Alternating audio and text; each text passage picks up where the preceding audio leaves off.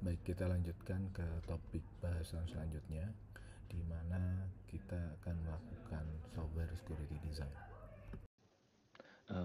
Terdapat sebuah frame atau pemodelan ya.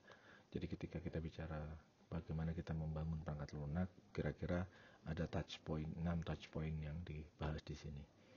Kita nanti akan balik ke sini ketika kita bicara software security development life cycle as a whole, tapi kita akan konsentrasi di mana konteks kemarin rekan-rekan belajar terkait dengan security requirement, abuse cases gitu ya. Dan kita sekarang akan bicara terkait dengan artifak-artifak yang terkait dengan desain. Bagaimana praktik-praktik desain gitu ya yang perlu teman-teman perhatikan gitu ya. Dan apa best practice-nya. Sekedar rehearse dulu bahwa ada tipe-tipe threat yang mungkin harus dilihat nature-nya supaya rekan-rekan ketika menurunkan dari information security requirement threat, Anda bisa tahu kira-kira desain sebuah software itu harus seperti apa. Jadi ada jenis-jenis tipe interceptions yang kita bicara confidentiality, interruptions, ini kita bicara terkait dengan availability, modification, dan fabrications. Itu kita bicara terkait dengan bagaimana sebuah integrity itu dijamin. Kemarin sudah dibahas ada cara mengidentifikasi analisis untuk threat gitu ya, STRIDE gitu ya. Nah, kita akan lebih berfokus lagi sekarang ini di sini adalah bagaimana kita melakukan yang namanya identifikasi requirement gitu ya. Oke. Terkait dengan dari spoofing. Bagaimana spoofing itu dilakukan? Oh, itu nanti kalau gitu solusinya adalah harusnya dengan authentication mechanism tertentu atau integrity mechanism tertentu dan kawan-kawan. Nah, penting buat teman-teman untuk punya knowledge yang cukup besar gitu ya, atau minimal memahami nature dari sebuah security requirement sedemikian hingga kita tahu kira-kira desain dari sebuah perangkat lunak itu harus seperti apa.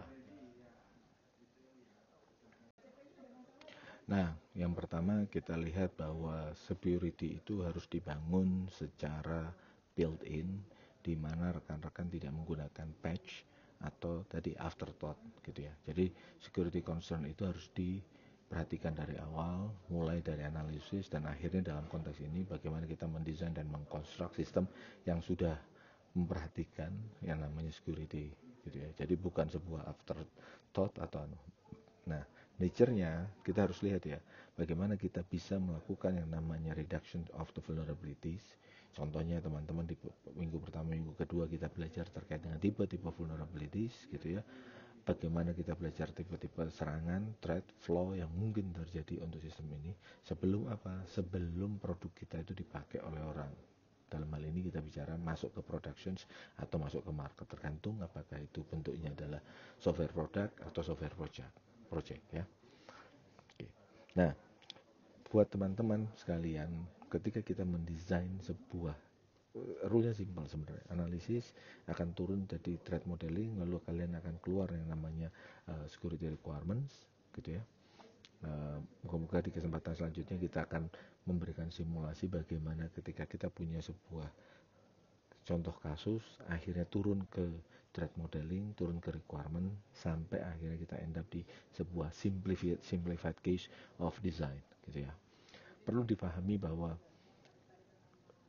di dalam proses security, kita jawabannya adalah ketika kita punya resiko, kita akan punya kontrol atau kita akan punya sebuah mekanisme gitu ya, countermeasures untuk mereduce level of risk dari sebuah ancaman. Nah, macam-macam caranya. Apakah itu kita mencegah atau memprevent hal itu terjadi? Biasanya kita memblok tag atau malah kita nge-close vulnerability atau kita ngedeter. Jadi ada deterrence di sini dibuat adalah attack itu menjadi lebih hard walaupun kita tidak bisa bilang bahwa itu impossible. Jadi berbeda yang pertama, kalau kita bisa melakukan blocking atau closing vulnerability, itu kita meremove ancaman itu. Okay? Atau kita ngedeflect dengan cara membuat another target itu more attractive. Ya, itu ada contoh-contohnya, Anda pasang honeypot lah, atau Anda melakukan deployment of systems dengan beberapa sistem-sistem yang memang cukup seksi gitu ya, sehingga kalau ada attacker masuk ke dalam premises itu justru bukan sistem Anda yang dilihat, tapi justru sistem orang lain. Lalu ada detect and recover. Jadi kita di sini tidak bisa membuat lebih sulit ya. Yang kita lakukan adalah kita ngecek apakah terjadi atau enggak, lalu kita melakukan tindakan-tindakan tertentu. Jadi ada orang bilang detect and response, ada orang bilang detect itu termasuk respons di dalamnya. Dan yang selemah-lemahnya imam, teman-teman hanya akan bergantung pada kontrol-kontrol yang modelnya adalah recover. Jadi kalau kita bicara availability, ya sudah kita restore dari backup, atau kita bicara ya sudah kita restart dari sistem dan kawan-kawan. Oke. Jadi kita tidak hanya deal dengan dan mencegah serangan itu atau membuat serangan itu tidak merugikan kita, tapi ya sudah kita agar kalau sudah merugikan kita bisa bangkit atau recover, atau kita bicara di security disebutnya resilience gitu ya, lebih cepat.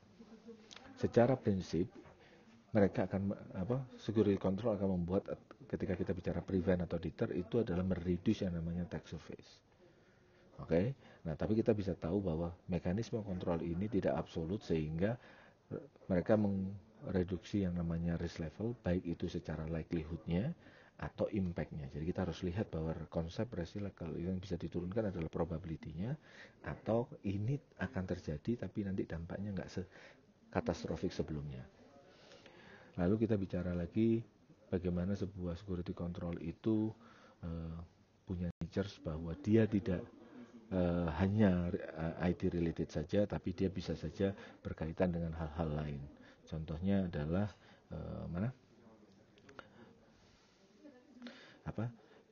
ada yang physical, ada yang screening personel dan kawan, aspek legal dan training ini. Tapi sekali lagi dalam concern kuliah ini kita nggak akan consider yang aspek itu, tapi kita consider lebih ke arah aspek IT, in particular data and software. Jadi prinsip yang pertama kita harus security by design, gitu ya. Lalu prinsip yang kedua adalah kita membuat pertahanan itu adalah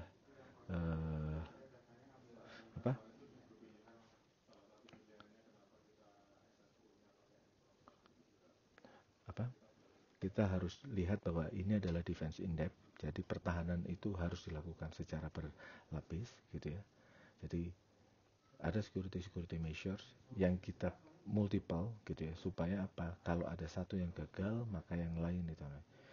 If one fails, there are others. Oke, ini mohon maaf, ini harusnya if-nya nggak ada lagi seperti itu. Contoh, kita bicara kita supaya menjamin authentication sama authorization yang valid, kita punya login. Dan loginnya harus menggunakan strong OTP. Strong password. Dan di dalam ini ketika masukin password ditanya OTP. Lalu dicatat di audit trail. Jadi kita bisa lihat di sini pertahanannya berlapis. Kalau ada orang bisa menebak yang namanya login, harapannya adalah dia tidak bisa menebak yang namanya password. Kalau dia bisa menebak yang namanya login dan password, harapannya dia nggak mengkompromis OTP. Kalau kita, nah ini kita bisa lihat ya, login dan password itu mencegah, OTP membuat menjadi lebih harder, tapi kita bicara audit trails. Nah ini adalah detect. Jadi kalau kita nggak bisa membuat ini jadi lebih sulit, terus masuk, kita punya catatan kapan itu terjadi, sehingga ketika kita melakukan detect response atau melakukan recovery, kita tahu pada titik mana kita harus melakukan recovery. Oke. Lalu pada kesempatan selanjutnya kita bisa lihat lagi adalah bagaimana kita melakukannya adalah bahwa do not reinvent the wheel. Nah ini maksudnya gimana? Jadi kita tahu bahwa seringkali kita mengintroduce countermeasure, dan countermeasure-nya itu sesuatu yang sebenarnya tidak perlu kita ciptakan ulang. Karena new countermeasure itu bisa saja mengincrease attack surface karena new things, right? Jadi kalau kita pakai metafora kemarin itu, kamu nambah kode itu nambah attack surface. Makanya Anda sebisa mungkin melakukannya adalah dengan reuse existing software component, kode atau functionality di sini, sedemikian hingga crypto library ini, contohnya di kasus crypto library kita pakai yang sudah terkenal OpenSSL ataupun di Castle, rather than kita bikin sendiri. Alih-alih kita mengamankan, bisa saja implementasi kita malah adalah pintu masuk yang bisa dieksploit oleh attacker untuk menyerang dari sistem kita. Oke, jadi ini adalah prinsip. Jadi kita pertama adalah security by design, defense in depth. Lalu kita do not reinvent the wheel, gitu ya. Dan Lalu berikutnya kita bisa lihat juga bahwa sebuah security design itu harusnya hanya bergantung pada tidak bergantung hanya ke secret design. Oke, karena kalau kayak gitu ini akan kita sebut dari security by obscurity. Oke. Karena dengan cara kita punya open designs, maka sebenarnya implementation details of the design should be independent of the details the design itself. Jadi fakta bahwa orang tahu desain dari ini semua tidak membuat sistem ini menjadi tidak aman.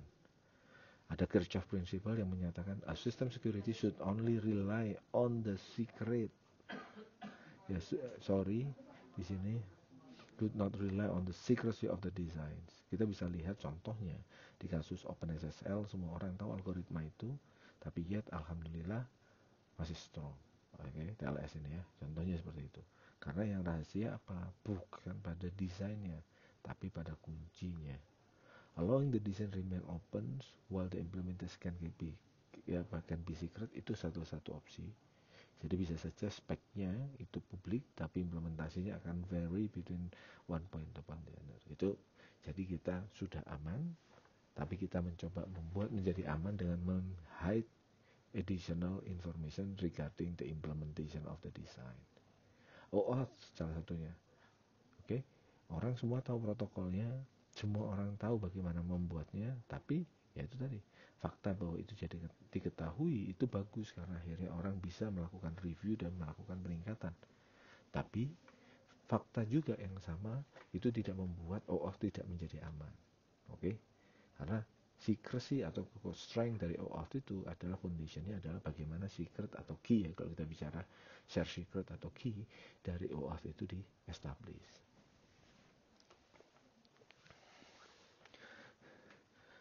Prinsip selanjutnya, oke, ada yang namanya least privilege principle. Dari Salton and Schroeders menyatakan every program and every user of the system should operate using the least set of privilege necessary to complete the job.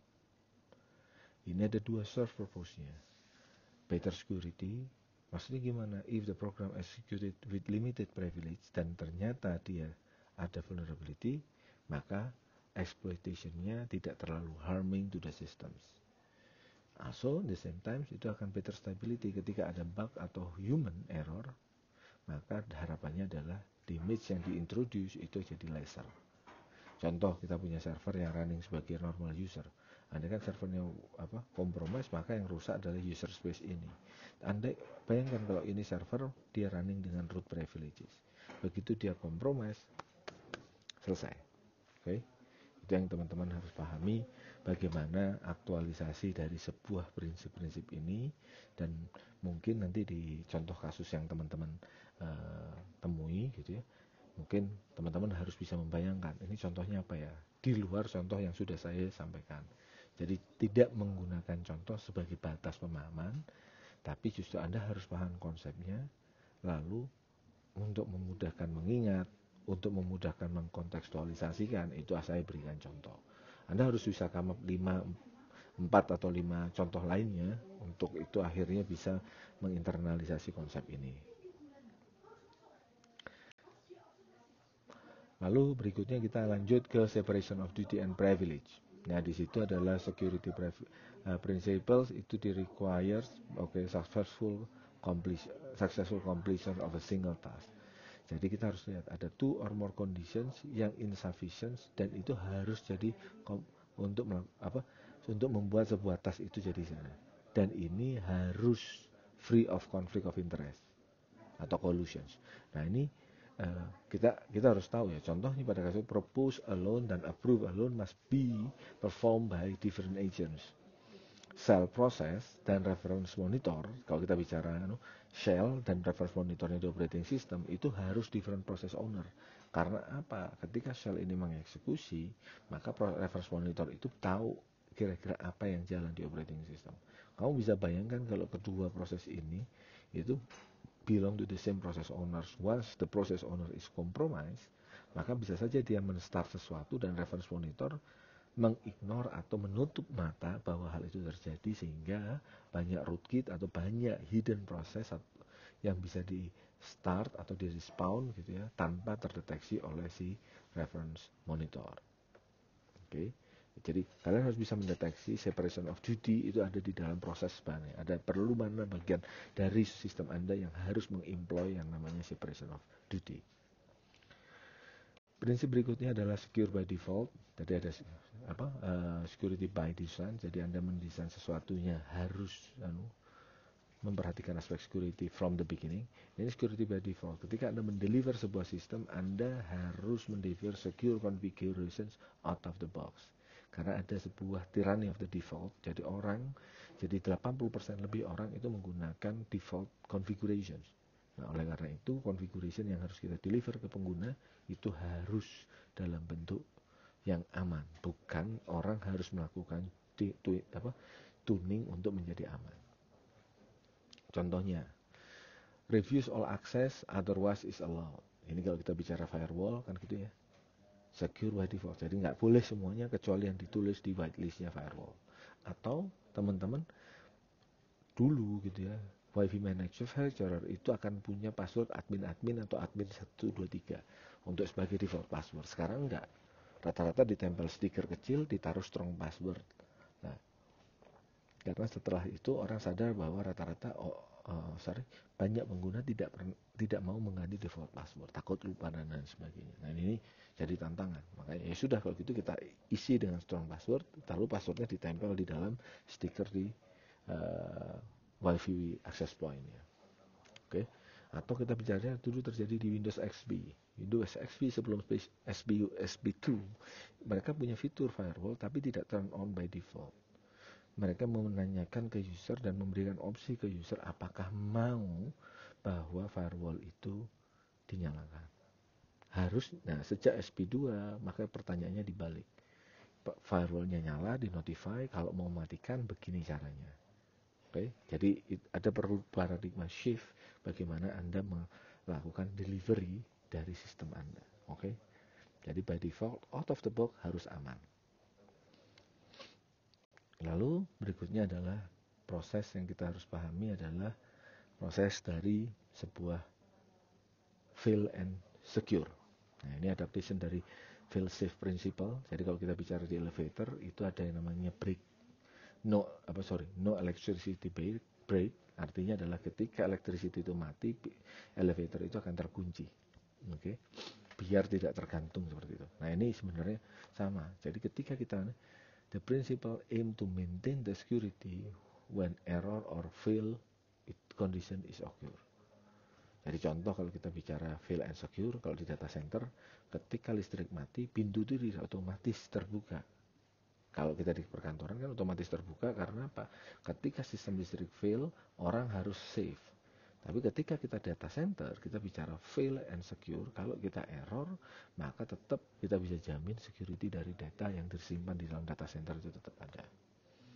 Atau contoh yang kasusnya adalah subject cannot retrieve an object if an authorization is failed. Jadi bukan lalu di penolakan, tapi justru kita bilang orang bisa nunjukin authorization, maka dia dibolehkan. Kalau tidak bisa, maka mungkin beberapa orang bilang kan sama saja, berbeda ya. Jadi kita harus lihat mana kasus awal.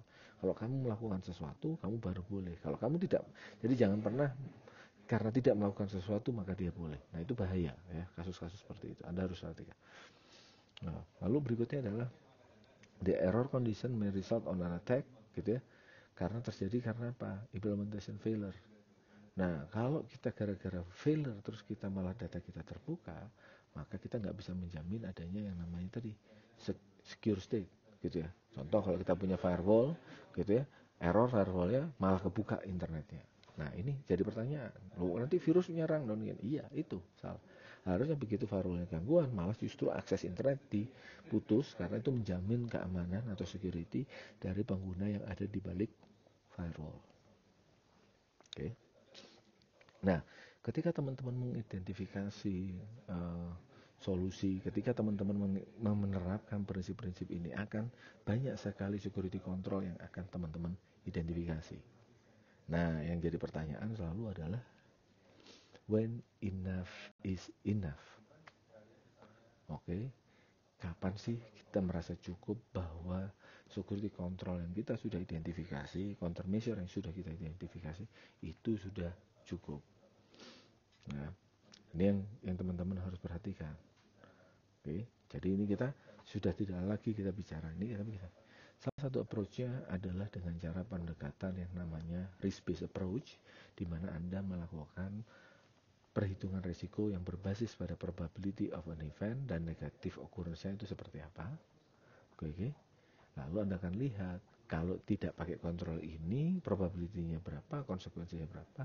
Kalau pakai kontrol ini maka probability-nya berapa, konsekuensinya berapa. Nah, ini yang kita harus tahu.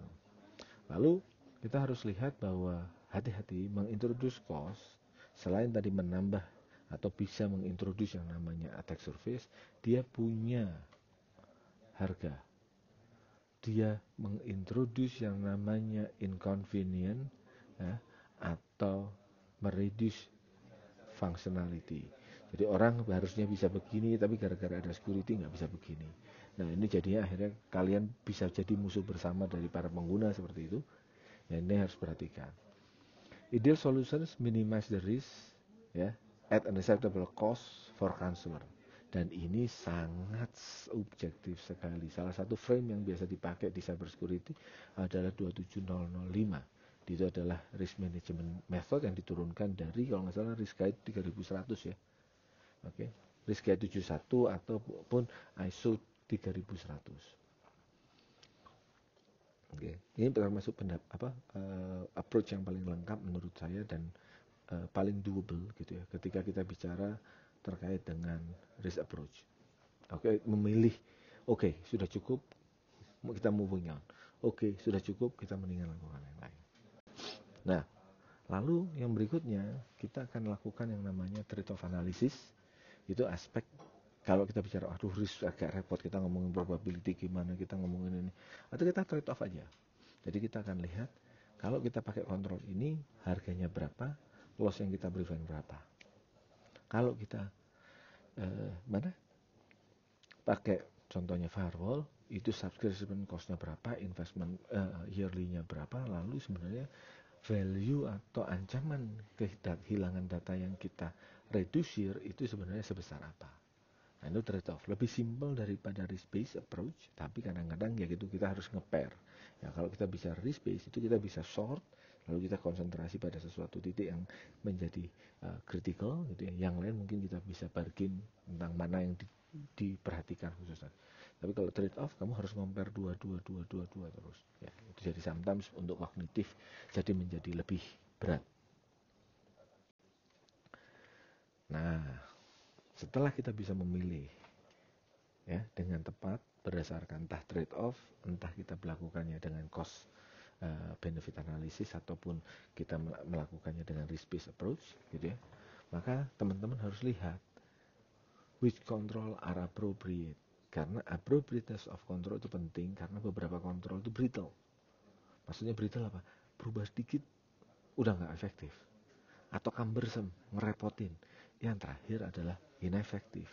Jadi sebenarnya dia tidak menurunkan level of threat gitu ya, tapi dia punya perceptions gitu ya, atau memberikan sense of perceptions atau kita bicara placebo effect gitu ya, untuk bahwa ini akan terjadi suatu ekosistem atau sistem yang aman. Oke, itu kan pertama. Countermeasure can lead new vulnerabilities. Kita bicara third time incorrect logins, Anda punya policy gitu ya. Oke, ya sudah. Kalau ada orang incorrect login, kita blok.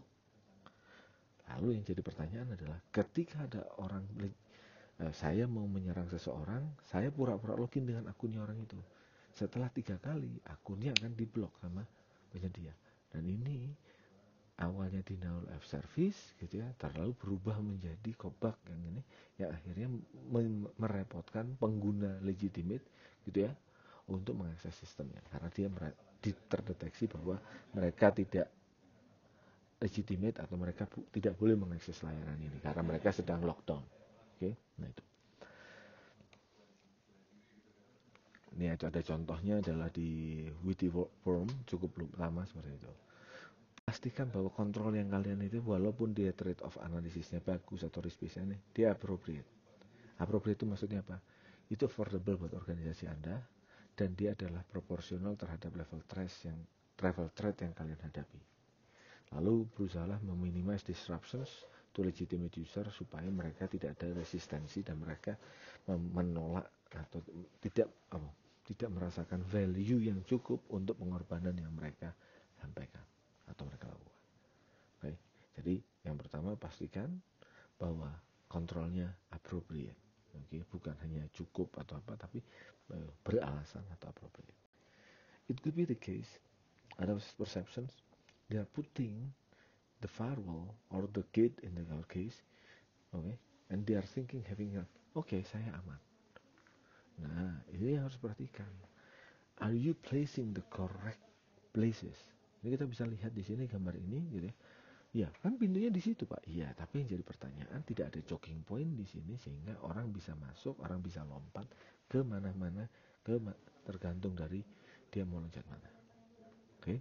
Jadi pastikan setelah kamu bisa mengidentifikasi, setelah kamu bisa melakukan yang namanya pemilihan, pastikan dia diletakkan di tempat yang tepat. Ya, selain affordable, letakkan tepat supaya apa? Supaya efektif. Karena kalau nggak kayak gitu, maka investment Anda atau hasil analisis Anda tidak efektif. Oke. Lalu setelah kamu mengimplement di tempat yang tepat, kamu harus mengobserve yang namanya emergent behavior. Oke. Nah, emergent behavior itu apa sih? Setelah saya, nih, perhatikan mungkin teman-teman harus dilihat di sini. Ketika teman-teman melihat yang namanya palang ini, oke, itu kan benar kan? Ini kan ada jalan, lalu orang jalan dikasih palang di situ untuk melakukan yang namanya apakah dia authorized atau tidak. Tapi muncullah emergent behavior karena many roads goes to Rome. Oke? Ada emergent behavior yang muncul di dalam organisasi kalian gara-gara apa? Gara-gara kamu menggunakan atau mengemploy yang namanya new security controls.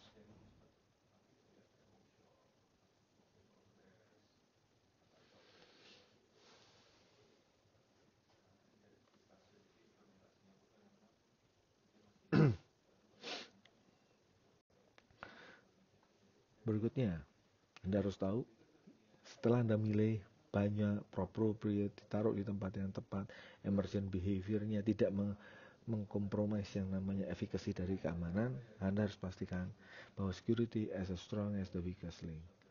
Ya, karena security state atau resilience itu against hacker itu depend heavily on the protection of weakness component. Ketika kamu punya contoh seperti ini, maka yang akan putus pertama kali itu adalah yang ditali sama loose secara pakai tali sepatu ini.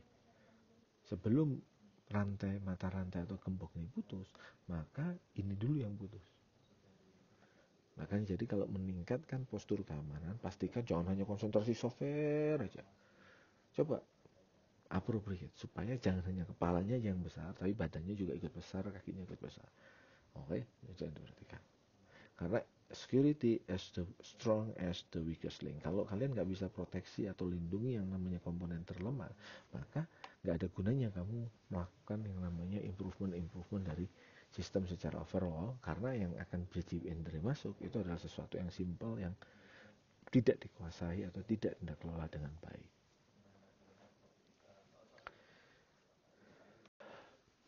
Resiko security is not about technology, it's not just about technology gitu ya, talking about systems. Di situ ada people, ada proses gitu ya, ada software and so on and so forth gitu ya. Ada people, process, policy seperti itu. Jadi kita harus lihat ada non-functional requirement property yang kompleks yang Anda harus bisa dapatkan dan tidak bergantung semata-mata pada teknologi. Anda harus pastikan itu harmonis gitu ya. Karena kebanyakan teknologi tanpa people itu nggak akan dipakai ya. Atau people tanpa teknologi itu disebutnya hidup di era primitives ya. Lalu interlocking articulate armor itu juga kita kita bilang metaforanya seperti ini supaya apa? Nih, sendi-sendi yang ada di sini itu tidak jadi attack surface. Sama tadi ya, karena begitu dia diendus oleh an attacker tahu bahwa itu titik terlemah, maka itu yang akan dihajar. Lalu security itu interlocking gitu ya, holistic gitu ya, dan kita harus memfaktorkan yang namanya people di sini. Kita nggak bisa bilang bahwa ini pengguna, no. Kamu harus bilang ini bagaimana people ini bekerja, bagaimana people ini mengambil keputusan, bagaimana people ini menggunakan perangkat lunak. Nah itu harus diperhatikan ya, supaya penggunaan pemanfaatan sebuah sistem informasinya lebih efektif. After all, setelah kalian lakukan semua, oke, tenang, easy. Saya bisa mengidentifikasi ini, saya bisa melihat ini, saya bisa begini, saya kontak asosiasi ini, asosiasi itu, saya bisa lakukan ini. Tapi after all, apakah berarti kita aman? Tidak, karena yang namanya security itu adalah perceptions. Oke? You do not know when it is working, but you know when it fails. Ya. Oke? Jadi kalau kita lihat, kalau Anda nampak seringkali gagal di user itu sudah pesimistik dulu sebelum Anda melakukan perubahan-perubahan. Okay? It is just a probable thing, sometimes happens, sometimes not. Maksudnya gimana? Kita bisa bilang ini resikonya tinggi, tapi setahun ini nggak pernah tuh terjadi. Berarti udah salah dong assessment kita. Nah ini kita harus lihat. Ya berarti bisa saja pencegahan kita itu efektif sehingga apa? Masalah ini nggak terjadi. Okay. Sebagai contoh, information security and domain reliability risk. Okay. Kita bisa lihat di sini ada angka yang cukup menyenangkan. NTSB itu pada tahun 2023 kalau nggak salah, jadi mereka mengeluarkan sebuah report menyatakan bahwa 42.000 something itu hidup di ini ya, bukan hidup, malah terancam, bukan casualties ya, jadi itu mati gara-gara ini. Kalau itu mau diekivalenkan, itu kurang lebih itu ya, saya bilang itu sekitar hampir setiap 2 hari sekali gitu ya, 225, ini 2/3 pekan. Oke. Dan 2/3 ini akan mengakibatkan yang namanya Boeing 727 itu crash. Jadi kita bicara maksudnya gimana? Jadi kalau kita bicara angka 42.000, karena orang nggak banyak nih, tapi kita kalau bayangkan 42.000 itu sama dengan apa? 225 itu mati pada setiap harinya. Dan ketika angka itu Anda bayangkan, Anda baru bisa bertanya, loh, berarti secara statistik dan data yang namanya jalan darat itu relatively masih aman dong, atau malah tidak aman dalam kasus ini. Karena kita bisa lihat kalau 225 crashes dalam 1 tahun, itu artinya apa? 3 hari 2 kali kecelakaan. Jadi Anda punya Senin, Selasa, Rabu, itu ada 2 kecelakaan. Kamis, Jumat, Sabtu, itu 2 kecelakaan.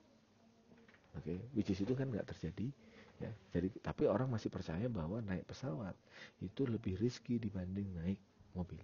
Karena apa? It's matter of perceptions. Baik, jika ada pertanyaan, jika ada contoh kasus yang tidak jelas, silakan disampaikan. Dan jika ada contoh yang mau diklarifikasi atau Anda punya contoh, Anda ingin memastikan bahwa ini benar atau enggak, silakan ditulis di kolom chat di bawahnya. Baik, terima kasih. Assalamualaikum warahmatullahi wabarakatuh.